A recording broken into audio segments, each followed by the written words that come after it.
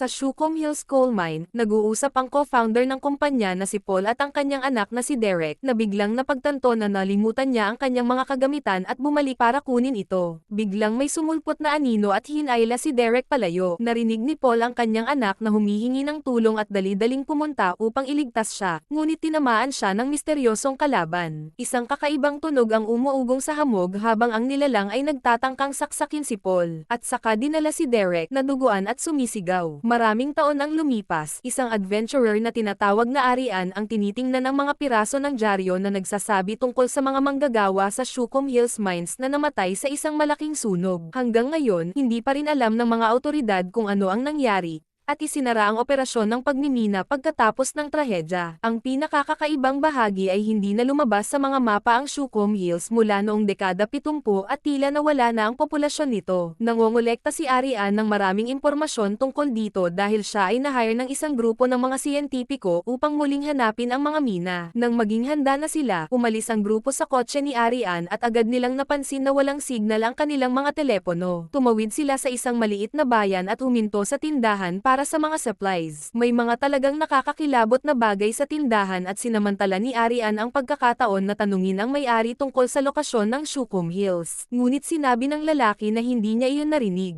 Nang patuloy na magtanong si Arian, sinabihan siya ng lalaki na umalis na sila at bumalik sa pinagmulan nila. Umalis si Arian nang walang binili, at isang lokal na lalaki na nakarinig sa pag-uusap ang tumawag upang i-report ang paparating na panganib. Nang sinusubukan ng grupo ni Arian na umalis sa bayan, isang kotse ang nagsimulang sumunod sa kanila. Nag-speed up si Arian upang mawala ito, at mabilis nilang naabot ang kagubatan. Biglang huminto ang kotse, kaya si Arian ay umalis sa daan at nagtago saglit hanggang sa mawala ang kotse. Ipinaliwanag niya sa mga siyentipiko na ang kotse ay naghihintay sa kanila na dumaan sa isang tiyak na bahagi ng daan, kaya ang lugar na iyon ang kanilang pupuntahan. Tumawid ang grupo sa kagubatan ayon sa palatandaan, nang hindi napapansin ang karatula na may babala ng panganib. Ang kotse ay pumunta sa isang makitid na daan ng lupa hanggang sa matagpuan nila ang daan na nasarado ng isang electrified na bakod, na nangangahulugang may mahalagang bagay sa kabila nito. Sa kabutihang palad, may puno na nakatumbok sa bakod, kaya kailangan nilang umakyat dito upang makarating sa kabilang panig ng ligtas. Nagsimula ang grupo na mag-imbestiga sa lugar, humihinto lamang upang kumuha ng mga sample. Nagpasya silang magtayo ng kampo sa tabi ng ilog upang magpahinga sa magdamag. Ang mga siyentipiko ay gumugugol ng gabi sa pagtalakay ng mga teorya tungkol sa pagkawala ng Shucom Hills. Si Darren ay naniniwala na ito ay isang sinkhole, ngunit si Sean ay iniisip na ang gobyerno ng Amerika ay gumagawa ng sarili nitong bersyon ng Well to Hell, na tumutukoy sa isang butas na inukit ng mga Ruso na sobrang lalim na di umano'y nakalusot sa impyerno. Mayroon pa siyang recording ng kakaibang tunog na natuklasan nila sa butas na iyon, na halos parang ungol ng isang nilalang. Naniniwala si Sean na ito ang mga sigaw ng mga isinumpa, ngunit sabi ni Darren na ito ay tunog lamang ng pag-igting ng mga tectonic plates. Samantala, isang grupo ng mga lokal na pinamumunuan ni Dale ang natuklasan na ang mga cable sa kanilang mga electrified na gate ay nawasak mula sa loob, na hindi kayang gawin ng isang ligaw na hayop. Naghanap sila ng mga palatandaan sa lugar at isa sa mga lalaki ang nagsuri ng isa pang installation mula sa malapit nang biglang hilahin siya pababa at patayin ng isang misteryosong nilalang. Ilang sandali matapos, lumitaw ang mas matandang si Paul at sinabihan ang grupo na gusto niyang agad na umalis ang mga siyentipiko. Kinabukasan, patuloy na nag-imbestiga ang grupo at nakita ang iba't ibang mga poste na may mga megaphone, kaya't iniisip nila na ito ay sistema ng babala para sa mga gas leak. Bagaman mukhang bago ang mga ito, nahanap din nila ang studio foam, na karaniwang ginagamit para sa soundproofing. Sa huli, natagpuan nila ang isang grill sa lupa na naglalabas ng maraming usok, ngunit nang malapit na silang kumuha ng mga sample, lumitaw ang kotse mula kahapon. Nagtago ang grupo at naghintay na umalis ang kotse, saka nag-insist si Arian na magmadali dahil malinaw na alam ng mga lokal na narito sila. Pagkatapos ng maraming paglalakad, sa wakas ay nakarating sila sa Shucom Hills. Ang mga gusali ay maayos na napanatili, ngunit walang tao sa paligid. Nagsimula silang mag-record habang pumapasok sa isang random na bahay at napansin ang higit pang usok na nagbigay sa kanila ng ideya na maaaring ang gas mula sa mga mina ang dahilan ng pagkawala ng mga taga-bayan. Biglang binuksan ni Arian ang isang likurang pinto sa bahay at natuklasan ang lugar ng pagmimina. Ang mga siyentipiko ay labis na natuwa na nahanap ang patunay ng kwento at agad silang pumunta sa isang malaking butas sa lupa na natapon ng electrified na mga grates. Pagkatapos ng pagputol ng mga cable, nagsimula silang magtrabaho sa pag-aalis ng mga grates Greats, na hindi pinapansin ang babala ni Arian tungkol sa mga potensyal na panganib. Pagkatapos ay ibinaba nila ang isang scanner sa butas, ngunit hindi nila nakolekta ang anumang data hanggang sa tumama ito sa ilalim. Mukhang ang butas ay puno ng isang purong bihirang metal na kilala bilang anthracite, ngunit habang nagse-celebrate ang mga siyentipiko, narinig ni Terry ang isang kakaibang tunog na biglang naging isang sigaw at nasaktan ang kanyang mga tainga. Tinanggal niya ang kanyang headphones at pinapakinggan ng lahat ang tunog sa scanner. Ngunit biglang natapakan niya ang isang lubid at hinayla siya pababa sa butas ng isang misteryosong puwersa. Habang si Terry ay duguan at humihingi ng tulong, inihahanda ni Arian ang climbing equipment at bumaba sa butas kasama si Jaime. Naabot nila ang ilalim ng ligtas at tiningnan ng paligid, napansin ang isang misteryosong anino na gumagalaw sa dilim. Nag-aalala si Arian tungkol sa antas ng gas, ngunit tumanggi si Jaime na iwan si Terry. Dumating si Dale na may hawak na shotgun at nagalit nang makita niyang naalis ang mga Greats.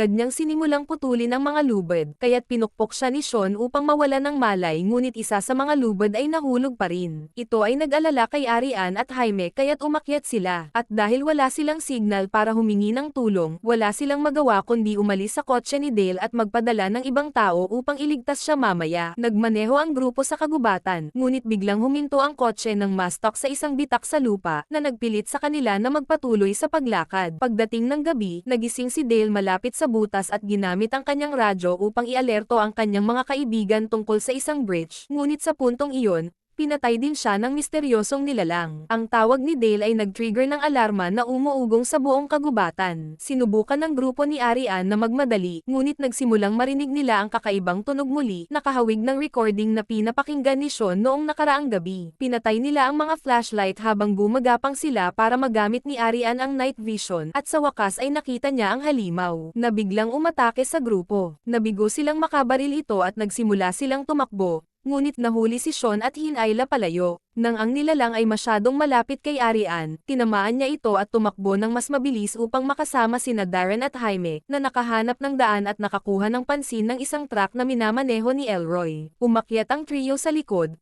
kung saan si Shelby ay nagpapaputok ng ilang bala pa para mapanatili ang halimaw sa layo upang makaalis sila. Pagkalipas ng ilang sandali, nakabalik sila sa bayan kung saan ang mga lokal ay nagtitipon para sa emergency na ito. Dinala sila ni Shelby sa kanyang safe house, kung saan nakalap niya ang lahat ng uri ng impormasyon tungkol sa halimaw. Pagkatapos na magalit si Shelby at Elroy sa kanila dahil sa pagpapalaya sa halimaw, nagpakilala si Paul na nagpapaliwanag na iniwan niya ang buhay sa negosyo upang magtrabaho sa pagprotekta sa lugar mula sa mga curious na turista na maaaring magdulot ng problema tulad ng ginawa nila. Nakatanggap sila ng mensahe na nagsasabi na mas maraming nilalang ang lumalabas, kaya kailangan nilang bumalik sa butas at isara ito. Sa kanilang pag-alis, narinig nila ang mga nilalang malapit, kaya agad silang nagtago sa likod ng isang truck. Ang isa pang mensahe sa radyo ay nagsasabi sa kanila na pumunta sa ibang safe house dahil masyadong maraming halimaw ang papalapit, ngunit ang pinakamalapit na bahay ay nasa taas ng burol. Alam ni Elroy na hindi siya makatakbo ng mabilis, kaya nagboluntaryo siyang i-distract ang mga halimaw upang mabigyan ng pagkakataon ang grupo na makatakas. Hawak ang isang Molotov, nagmadali siya papunta sa mga nilalang, at ang pagsabog na nagresulta ay ikinamatay din niya. Ang grupo ay nakarating sa safe house at sinubukan ang kanilang makakaya na manatiling tahimik. Gayunpaman, may halimaw sa labas ng bintana, at nang magingay ang radyo ni Shelby, nagbigay ng signal ang nilalang upang humingi ng backup. Biglang pumasok ang halimaw sa bahay, kaya't ang grupo ay tumakbo sa ibang silid. Nagbato sila ng plato upang i-distract ang halimaw at tumakbo sa isang silid sa likod, na nilak ang pinto sa likod nila. Gayunpaman, sapat na malakas ang halimaw upang bukas ng butas sa pinto at ihulog si Jaime sa sahig, na nagdudulot ng pagkabasag ng kahoy at nagpapakita ng isang lihim na tunnel. Pumunta ang grupo sa tunnel at nagsimulang tumakbo, natagpuan nilang ang tunnel ay nagdadala sa kanila sa isang kuweba. Papalapit ang halimaw, kaya't nagpa siya si Shelby na manatili upang i-distract ito habang ang iba ay patuloy sa pagtakbo. Habang ang nilalang ay sumusunod kay Shelby sa kabaligtaran ng direksyon, natagpuan ng trio ang exit at binasag ang bakod upang makalabas. Sinubukan nilang ibalik ang bakod, ngunit sa puntong iyon, mas maraming halimaw ang lumitaw. Nag-activate si Jaime ng granada upang patayin ang mga ito, ngunit hinawakan siya ng mga halimaw at sa pakikibaka, namatay din siya sa pagsabog. Walang pagpipilian sina Arian at Darren kundi magpatuloy na nagpapabagal nang makarating sila sa isang napakakitid na daanan. Sa wakas, nakarating sila sa isang malaking kuweba at hindi mapigilan ni Darren ang pagtigil saglit upang harapin ang kanyang pagkapagod at dalamhati. Pinagsisisihan niyang dinala ang lahat dito at inamin na hindi niya ito ginawa para sa agham. Ang totoo, ang isang kumpanya ng pagmimina ay magbabayad sa kanya ng malaking pera para sa anthracite bilang kapalit.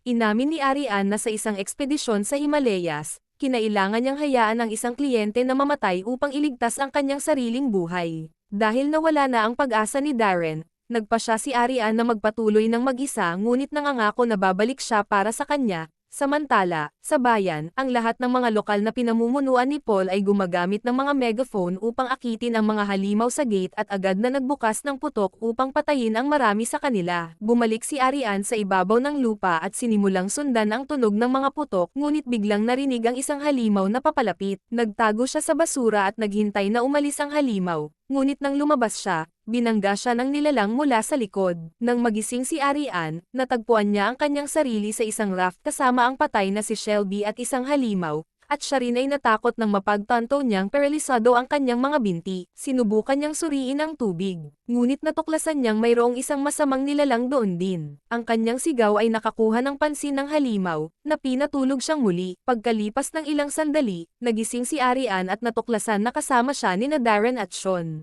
Habang sinusubukan ni Darren na bigyan siya ng granada, sinabi ni Sean na ang mga nilalang na ito ay mga alternatibong species na kumakalat tulad ng mga langgam. Biglang dalawang halimaw ang humawak kay Sean at dinala siya upang pakainin ang kanilang reyna, na mas malaki ngunit hindi makagalaw. Habang kinakain si Sean, nahawakan ni Arian ang granada, ngunit hinawakan siya ng mga nilalang upang gamitin siyang pagkain din. Sa kabutihang palad, may telepono si Darren at inactivate ang alarma upang makuha ang pansin ng mga halimaw, na nagbigay kay Arian ng pagkakataon na ihagis ang granada sa bibig ng reyna. Agad namatay ang reyna habang tumatakbo sina Arian at Darren na sinusundan sila ng mga halimaw. Sa huli, natagpuan nila ang isang lubid na bumababa sa lupa at agad na umakyat si Arian. Ngunit mas mabagal si Darren. Madaling umaakyat din ang isang nilalang sa lubid, kaya tinusok ito ni Darren ng kutsilyo, ngunit dahil mas maraming halimaw ang paparating, nagpasya siyang putulin ang lubid. Nahulog si Darren patungo sa kanyang kamatayan at habang ang mga halimaw ay kumakain sa kanya, nakita ni Arian ang pagdating ng mga lokal. Halos putulin ng isang lalaki ang lubid, ngunit itinulak siya ni Paul palayo at tinulungan siya.